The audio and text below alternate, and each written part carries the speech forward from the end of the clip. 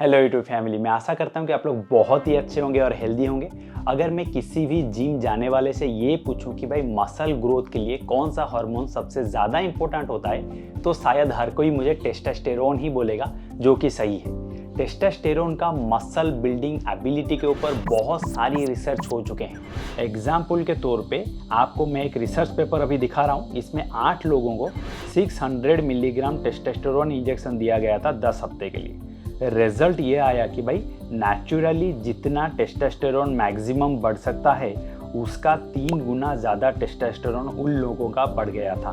और सबसे ज़्यादा इंटरेस्टिंग बात ये थी कि भाई बिना किसी रेजिस्टेंस ट्रेनिंग के सिर्फ 10 हफ्ते में ही उनका 3.5 kg लीन मसल गेन हुआ था। ये तो प्रूव हो गया कि भाई टेस्टोस्टेरोन बढ़ने से मसल ग्रोथ होता है। लेकिन वो रिसर्च में उन सब्जेक्ट्स को या फिर उन बंदों को टेस्टोस्टेरोन इंजेक्शंस दिए गए थे, और ये बहुत सारे स्टडीज में पाया गया कि भाई अगर मसल ग्रोथ कराने के लिए आप स्मॉल डोजेस में भी टेस्टोस्टेरोन इंजेक्शंस लेते हैं, तो भी वो बहुत ही ज़्यादा रिस्की है आपके इंटरनल ऑर्गन्स के लिए, क्योंकि उससे आपका इंटरनल ऑर्गन का फेल्योर होने का चांस बहुत ही ज़्यादा बढ़ जाता है। तो अब सवाल आता है कि क्या हम सेफली टेस्टोस्टेरोन बढ़ा सकते हैं? मतलब क्या हम नेचुरली हमारे टेस्टोस्टेरोन लेवल को एनहांस कर सकते हैं या फिर बूस्ट कर सकते हैं? तो इस वीडियो में मैं आपके साथ एग्जैक्टली वही शेयर करने वाला हूं कि हम नेचुरली कैसे हमारे टेस्टोस्टेरोन लेवल को बढ़ा सकते हैं with scientific evidence.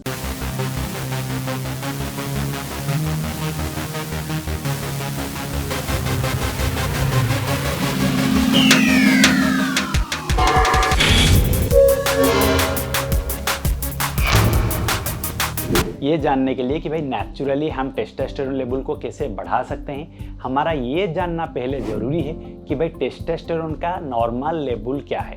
Based on 2016 study, एक अडल्ट के लिए नॉर्मल टेस्टोस्टेरोन लेवल होता है भाई 240 mg/dl से लेके 950 mg/dl। इंटरेस्टिंग बात ये है कि भाई बहुत सारे स्टडीज में ये कंक्लूड हुआ है कि जिनका टेस्टोस्टेरोन लेवल लोअर एंड में है, मतलब 240 के आसपास होता है, अगर वो अपनी टेस्टोस्टेरोन लेवल को एवरेज या फिर एबव एवरेज तक लेके जाते हैं, मतलब ऑलमोस्ट समझ लीजिए कि 500 mg/dl तक लेके जाते हैं या उससे ज़्यादा लेके जाते हैं, तो भाई उनका जो मसल मास है और स्ट्रेंथ है ना, वो बहुत अच्छा बढ़ता है। टेस्टोस्टेरोन खाली मसल नहीं बढ़ाता है, रिसर्च में ये भी प्रूव्ड हो चुका है कि भाई फैट लॉस में भी टेस्टोस्टेरोन बहुत इंपॉर्टेंट रोल प्ले करता है।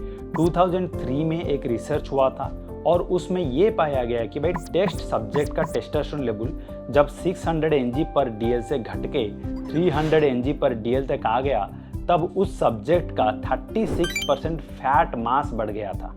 अभी तो हमने देख लिया कि भाई टेस्टोस्टेरोन मसल मास ग्रोथ करने के लिए और फैट लॉस करने के लिए कितना ज़रूरी है, लेकिन एक बात आपको हमेशा याद रखना है कि भाई टेस्टोस्टेरोन खाली मसल मास और फैट लॉस के लिए ज़रूरी नहीं है। हमारे बॉडी के ऐसे बहुत सारे फंक्शंस है जिसके लिए हमारा टेस्टोस्टेरोन ऑप्टिमम लेवल पे रहना बहुत ही ज़्यादा ज़रूरी है, जैसे कि बोन स्ट्रेंथ के लिए, आपके लिबिडो के लिए, सेक्स ड्राइव के लिए और इम्प्रूव्ड मूड के लिए। और ऑप्टिमल टेस्टोस्टेरोन लेवल का और एक बड़ा बेनिफिट ये है कि भाई आपके एज बढ़ने के साथ जो मसल लॉस होता है, टेस्टोस्टेरोन उस प्रोसेस को स्लो कर देता है।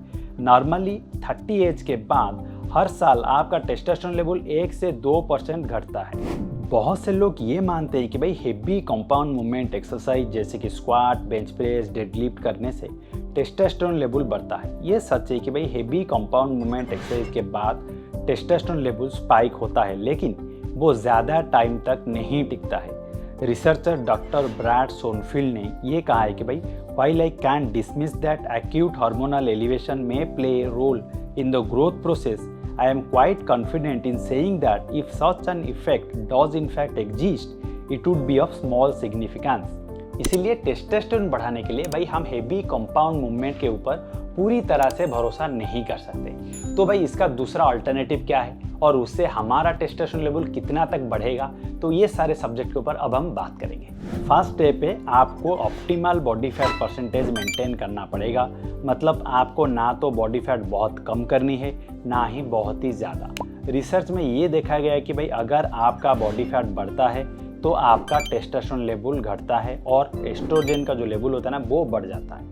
ये इसलिए होता है क्योंकि जब फैट बढ़ता है आपके बॉडी में आर्मोटेज एंजाइम का एक्टिविटी जो है ना वो बढ़ जाता है, जो कि टेस्टोस्टेरोन को एस्ट्रोजन में कन्वर्ट कर देता है। 2013 मेटा एनालिसिस जो कि भाई 20 स्टडीज के ऊपर बेस करके किया गया था, उसमें ये देखा गया कि भाई जो ओवरवेट बंदे हैं उनका फैट लॉस होने के बाद उनका टेस्टोस्टेरोन लेवल 120 mg/dl बढ़ा था, जो कि है भाई रफली 20 से लेके 50% इंक्रीज इन टेस्टोस्टेरोन लेवल। इसका मतलब ये बिल्कुल भी नहीं है कि भाई आपको फैट बहुत ही ज़्यादा कम करना है, क्योंकि इससे भी आपका टेस्टोस्टेरोन लेवल ड्रॉप हो जाएगा।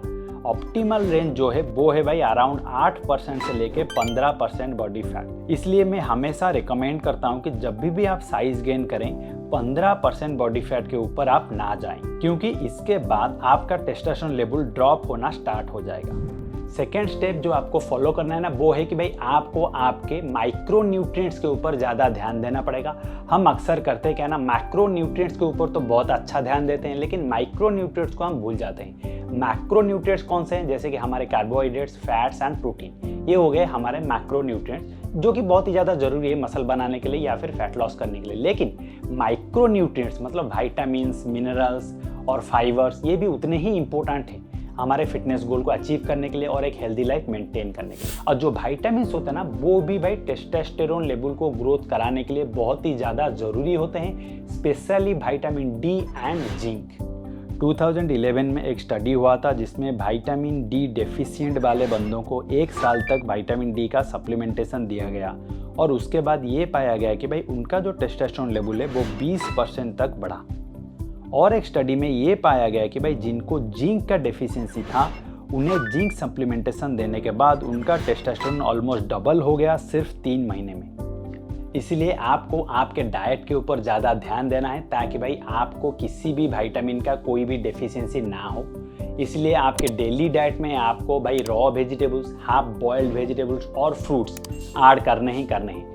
और जो मिनिमम रिक्वायरमेंट है विटामिन डी का वो है भाई डेली 1000 IU से लेके 2000 IU तक, और जिंक का जो मिनिमम रिक्वायरमेंट है वो है भाई 10 मिलीग्राम से लेके 40 मिलीग्राम तक। विटामिन डी के लिए सबसे बेस्ट सोर्सेस हैं भाई फैटी फिश, मिल्क और होल एग्स। जिंक के लिए सबसे बेस्ट सोर्स हैं पोल्ट्री, बीन्स, चाहे वो ग्रीन बीन्स हो, काबुल चना हो, काला चना हो या फिर राजमा हो, नट्स, कोई भी नट्स, चाहे पीनट्स हो, आलमंड्स हो, कैश्यू नट्स हो, वालनट्स हो, और सी फूड्स। लेकिन अगर आपको विटामिन डी एंड जिंक का डेफिशिएंसी ऑलरेडी है, ये आप कैसे पता करेंगे? ब्लड टेस्ट आराम से पता चल जाएगा। अगर आपको इसका डेफिशिएंसी ऑलरेडी है तो भाई ये फूड से वो रिकवर होने वाला है नहीं। इसके लिए आपको भाई सप्लीमेंटेशन लेना पड़ेगा विटामिन डी का एंड जिंक का, और यहाँ पे मैं आपको रिकमेंड करूँगा कि भाई ये चीज़ें आप मेडिकल स्टोर से ही लें। थर्ड स्टेप जो आपको फॉलो करना है वो है भाई गेट इनफ स्लीप। ये बहुत सारे स्टडीज़ में प्रूव हो चुका है कि भाई स्लीप के साथ टेस्टोस्टेरोन का डायरेक्ट रिलेशन है। एक स्टडी में ये पाया गया है कि भाई जो लोग रात में सिर्फ 4 घंटे सोते हैं उनका टेस्टोस्टेरोन लेवल ऑलमोस्ट आधा होता है उनके कंपैरिजन में जो लोग रात में कंप्लीट 8 घंटे सोते हैं। 8 घंटे से आप जितना घंटा कम करोगे हर घंटे आपका 15% टेस्टोस्टेरोन ड्रॉप हो जाएगा। अब आप लोगों के मन में ये सवाल आ रहा होगा कि भाई मार्केट में जो इतने सारे टेस्ट बूस्टर्स मिल रहे हैं उनका क्या? देखिए भाई मैं तो यही सजेस्ट करूंगा कि भाई उनके ऊपर आप पैसा वेस्ट बिल्कुल भी मत कीजिए, क्योंकि ना तो उन सप्लीमेंट के ऊपर कोई रिसर्च हुआ है, ना ही किसी ही स्टडी में ये प्रूव्ड हुआ है कि भाई वो सप्लीमेंट्स एक्चुअल में काम करते हैं। ऐसे बहुत ही गिने चुने नेचुरल सप्लीमेंट्स हैं जिनके ऊपर कुछ रिसर्च हुए हैं, और उनमें से सिर्फ एक ही ऐसा भाई सप्लीमेंट है जो कि है भाई अश्वगंधा, जिसके ऊपर सबसे ज़्यादा रिसर्च हुए हैं, और सारे रिसर्च में ये प्रूव हो चुका है कि भाई वो एक्चुअल में काम करता है टेस्टोस्टेरोन लेवल बढ़ाने के लिए, आपका स्पर्म काउंट बढ़ाने के लिए, आपका मसल मास बढ़ाने के लिए, आपका स्ट्रेस लेवल कम कराने के लिए, और आपका स्ट्रेंथ बढ़ाने के लिए। मतलब इतने सारे बेनिफिट्स आपको अश्वगंधा से मिलते हैं। मैं आपको अभी एक स्टडी दिखा रहा हूँ, इसमें ये प्रूव हुआ है कि जब अश्वगंधा इनफर्टाइल लोगों को दिया गया उनमें 17% इंक्रीज हुआ टेस्टोस्टेरोन लेवल का, और 167% इंक्रीज हुआ उनके स्पर्म काउंट में। वैसे ही और एक स्टडीज हुआ था हेल्दी मैन के ऊपर, जिसको अश्वगंधा देने के बाद उनका जो टेस्टोस्टेरोन लेवल है वो 15% तक बढ़ गया था, और उनका जो कॉर्टिसोल लेवल है ना वो 25% तक घट गया था। अब हम बात करेंगे अश्वगंधा के डोसेस के बारे में। अश्वगंधा 500 मिलीग्राम से लेके 1 ग्राम पर डे ले सकते हैं, लेकिन टेस्टोस्टेरोन बढ़ाने के लिए इसे आपको कम से कम 1 महीने तक कंटिन्यू करना पड़ेगा। वैसे तो आप इसे साल भर यूज़ कर सकते हैं, इसमें कोई दिक्कत नहीं आएगी, इसका कोई मेजर साइड इफेक्ट नहीं है। मैं पर्सनली साल भर इसे यूज़ करता हूँ और मैं पर्टिकुलरली जो अश्वगंधा यूज़ करता हूँ उसका लिंक आपको डिस्क्रिप्शन में मिल जाएगा। अगर आपका बजट बहुत ही ज़्यादा कम है तो आप पतंजलि के साथ भी जा सकते हैं, उसका भी अश्वगंधा पाउडर जो है ना उसका क्वालिटी भी बहुत ही अच्छा है, क्योंकि अश्वगंधा का अगर क्वालिटी अच्छा नहीं है तो आपको ये सारे बेनिफिट मिलने का चांस जो है ना वो बहुत ही कम हो जाता है। इसलिए आपको हमेशा क्वालिटेटिव अश्वगंधा ही लेना है। मैं आशा करता हूँ कि ये वीडियो आपको बहुत ही अच्छा लगा होगा और इन्फॉर्मेटिव भी लगा होगा। अगर अच्छा लगा तो देर किस बात की है भाई, जल्दी से लाइक बटन को प्रेस कर दो, क्योंकि जब भी आप लाइक करते हो ना तो आपके भाई को बहुत ही अच्छा लगता है, बहुत ही ज़्यादा इंस्पिरेशन मिलता है और नए अच्छे अच्छे इन्फॉर्मेटिव वीडियोज़ बनाने के लिए। अगर आप इस चैनल पे नए हो और आपको लगता है मैं आपको कुछ भी वैल्यूएबल इन्फॉर्मेशन दे पा रहा हूँ, then please subscribe to this channel.